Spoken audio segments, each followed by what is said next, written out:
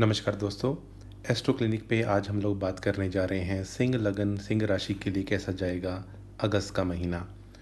दोस्तों, आपके ruling planet बन जाते हैं सूर्यदेव, और सूर्यदेव महीना स्टार्ट होने पे आपके 12th हाउस में घूम रहे हैं। तो आपको अपनी हेल्थ का थोड़ा सा ध्यान तो रखना ही है, क्योंकि 12वें घर में राशि या लगन का मालिक गया हुआ है। ये सूर्य आपको थोड़ा परोपकारी भी बनाएंगे, थोड़ा धर्म कर्म में भी आपकी रुचि बढ़ाएंगे। अगर आपकी घर से दूर जाने की इच्छा थी, विदेश जाने की इच्छा थी, तो उस तरफ भी आप अपना कदम आगे बढ़ा सकते हैं। 12वें घर का सूर्य कोई ना कोई सरकारी खर्च भी दिखाता है, जैसे चालान हो जाना, कोई इनकम टैक्स की रिपोर्ट में कुछ पैसे भर देना। तो ऐसा कुछ सरकारी दंड या कुछ भुगतान भी आपका होता हुआ दिखाई देता है। 16 तारीख के बाद जैसे ही सूर्य आ जाएंगे अपने ही घर में, यहाँ से स्थितियाँ चेंज हो जाएंगी। यहाँ से सूर्य के आने पे आपको कॉन्फिडेंस लेवल आपका बढ़ेगा, हेल्थ में आपको मेजर इम्प्रूवमेंट देखने को मिलेगी, आपकी पर्सनैलिटी निखर के आएगी, आपका खोया हुआ स्वाभिमान वापस आता हुआ दिखाई देगा। दोस्तों, आगे बढ़ते हैं आपके नेक्स्ट इंपॉर्टेंट प्लैनेट की, जो बन जाते हैं गुरुदेव। अब गुरुदेव जो हैं ये आपके 11th हाउस में घूम रहे हैं। 11वें घर में हर प्लैनेट आके अच्छा रिजल्ट ही देता है। 9 नंबर राशि यानी आपका 5th हाउस एक लक्ष्मी स्थान है। तो गुरु यहाँ बैठ के अपने घर को ही देख रहे हैं, तो पैसा तो आएगा, कोई आपकी इच्छा पूर्ति भी होगी, आपका साहस पराक्रम भी बढ़ेगा। और अगर आपके मैरिड पार्टनर से कुछ भी मनमुटाव चल रहा था, तो गुरु आपका अट्रैक्शन बढ़ाएंगे, यानी उस संबंध में भी मधुरता लेकर आएंगे। जो लोग कुंवारे हैं उनके विवाह का भी ये योग बनाएंगे। दोस्तों, बात करते हैं आपके थर्ड इंपॉर्टेंट प्लैनेट की, जो बन जाते हैं मंगलदेव। मंगलदेव आपके 9th हाउस के मालिक होके धन स्थान में आके बैठ गए हैं। अब आपके ये योग कारक ग्रह हैं, तो आपको भाग्य का साथ मिलेगा, भाग्य से धन भी आएगा, आपकी ट्रैवलिंग वगैरह भी होगी, उससे भी आप धन कमाएंगे। तो मंगल का ये गोचर आपके लिए सामान्यतः बहुत अच्छा बना हुआ है। मंगल और शनि की जो दृष्टि संबंध है, इसका थोड़ा सा आपको ध्यान रखना है, यानी अपनी वाणी का ध्यान रखना है। कुछ भी ऐसा मत बोलिएगा कि परिवार में या लोगों के साथ कुछ कलह क्लेश हो, तो इस चीज़ का आपको ध्यान रखना है। लेकिन फिर भी भाग्य का आपको पूरा साथ मिलेगा। दोस्तों, बात करते हैं चंद्रदेव की। अब चंद्रदेव बहुत फास्ट राशि परिवर्तन करते हैं, 2.25 दिन में ही अगली राशि में चले जाते हैं। सामान्यतः जब भी ये चौथे, 8वें या 12वें में हों, वो दिन अच्छे नहीं माने जाते, थोड़े इमोशनली ड्रेनिंग होते हैं। आपके लिए दिन बनेंगे 2, 3, 4, 30, 31, 12, 13 और 20, 21। इन डेट्स पे आप बाहर का खाना अवॉइड करें, व्हीकल सावधानी से चलाएं। अगर हो सके तो दही, दूध, चीनी, चावल का दान कर दें, और अननेसेसरी किसी से उलझे ना। अगर आप ये प्रिकॉशन रखेंगे तो ये दिन अच्छे निकल जाएंगे। दोस्तों, बात करते हैं बुध देव की। अब बुध देव जो हैं ये आपके लिए बहुत इंपॉर्टेंट प्लेनेट हैं, क्योंकि धन स्थान और लाभ स्थान के मालिक होकर 12वें घर में घूम रहे हैं। यानी इस पीरियड में आपके खर्चे थोड़े बढ़ेंगे, और को जो भी खर्चे होंगे वो आपकी संचित धन को निकालने की कोशिश करेंगे। अब बुध क्योंकि वक्री हो रखे हैं, तो वक्री होने से उनमें और भी ज़्यादा तीव्रता आ जाएगी। लेकिन 30 तारीख को ये पहले घर में आएंगे, तो वहाँ से स्थितियाँ आपके लिए चेंज होंगी, और 11 तारीख को ये मार्गी होंगे।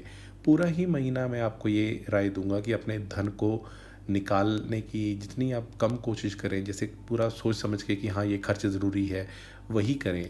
अगर आप विदेश में रहते हैं तो वहाँ पे चीज़ें आपकी थोड़ी बेटर होती हुई दिखाई देती हैं, यानी विदेश से धन आने का योग बन सकता है। दोस्तों, बात करते हैं शुक्रदेव की। शुक्रदेव आपके 10th हाउस के मालिक हैं और 3rd हाउस के मालिक हैं, और आपके चल रहे हैं ये 11th हाउस में। जैसा मैंने बताया, 11th हाउस में हर प्लेनेट अच्छा रिजल्ट देता है, और 20 तारीख को ये कर्क राशि में चले जाएंगे, यानी 12th हाउस में।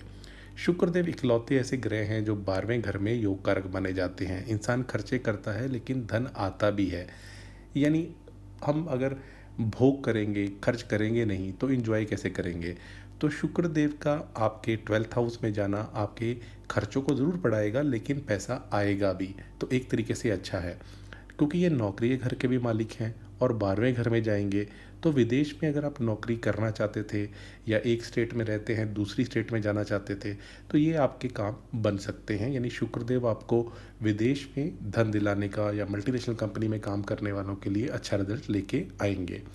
वैसे जो लोग नौकरी करते हैं, प्राइवेट नौकरी करते हैं, उनके लिए चेंजेस एट वर्क प्लेस का योग बनता है। दोस्तों, बात करते हैं शनिदेव की।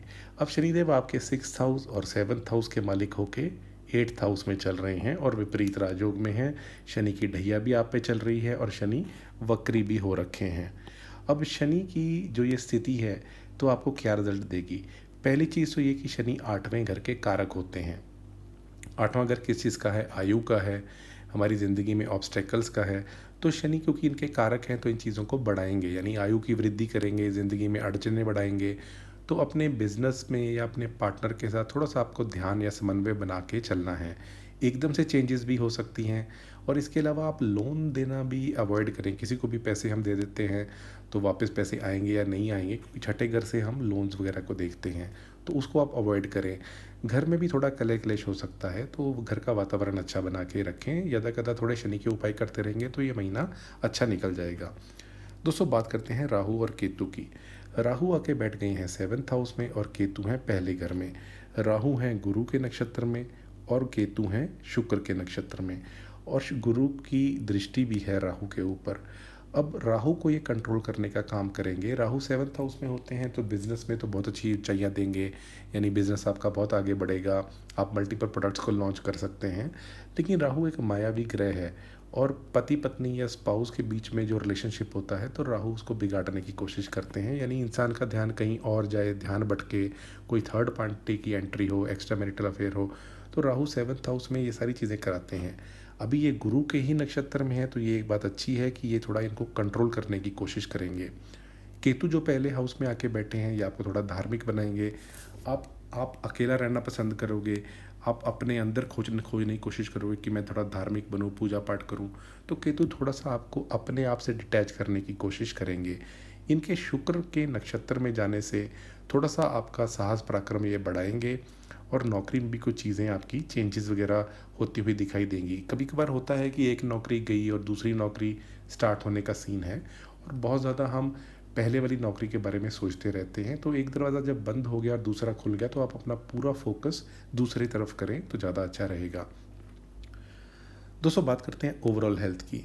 ओवरऑल हेल्थ आपकी 16 तारीख के बाद बेटर होती हुई दिखाई देती है। इससे पहले शनि की ढैया, राहु की पहले घर पे दृष्टि, सूर्य 12वें घर में बैठे हैं, पहला घर पापकर्त्री में है, पहले घर में केतु बैठे हैं।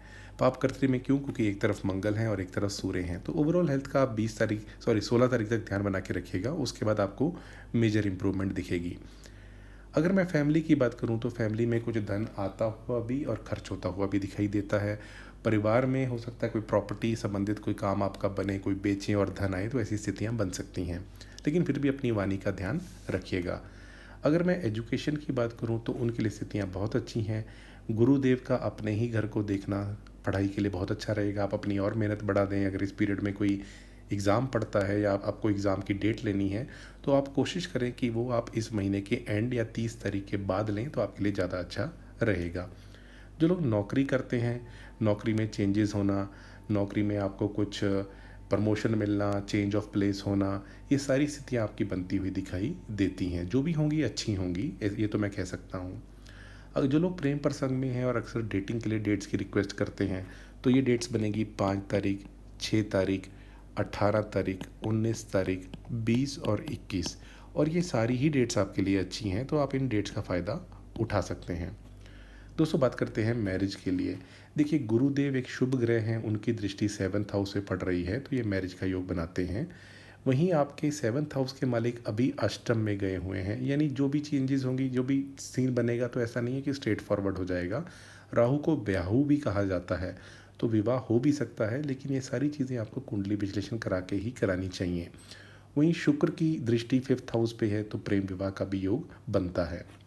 अगर मैं स्पाउस की बात करूं तो स्पाउस के लिए अगर देखा जाए तो अगर वो स्टूडेंट हैं, पढ़ाई कर रहे हैं, तो उनके लिए चीज़ें बहुत अच्छी रहेंगी। अगर उनको कहीं ट्रैवलिंग करनी है तो उनका कहीं एक्सीडेंट वगैरह हो सकता है, क्योंकि मंगल सप्तम से अष्टम में बैठा है, तो इनको आप केयरफुल होने के लिए कहिएगा, क्योंकि उनके लिए 10वें घर का भी मालिक बन जाता है तो नौकरी में भी उनको चेंजेस दिखाई देंगी और उनकी कोई विशेष इच्छा भी पूरी हो सकती है इस पीरियड में। अगर उनको कोई सरकारी एग्ज़ाम देना है तो 16 तारीख से पहले देंगे तो ज़्यादा अच्छा रहेगा। 16 तारीख के बाद भी अच्छा है, लेकिन 16 तारीख से पहले देंगे तो सरकारी एग्ज़ाम में क्वालिफ़िकेशन के सीन ज़्यादा बनेंगे। फाइनेंसिस की अगर बात की जाए तो फाइनेंसिस के लिए खर्चे मुझे थोड़े ज़्यादा दिखाई देते हैं इस पीरियड में।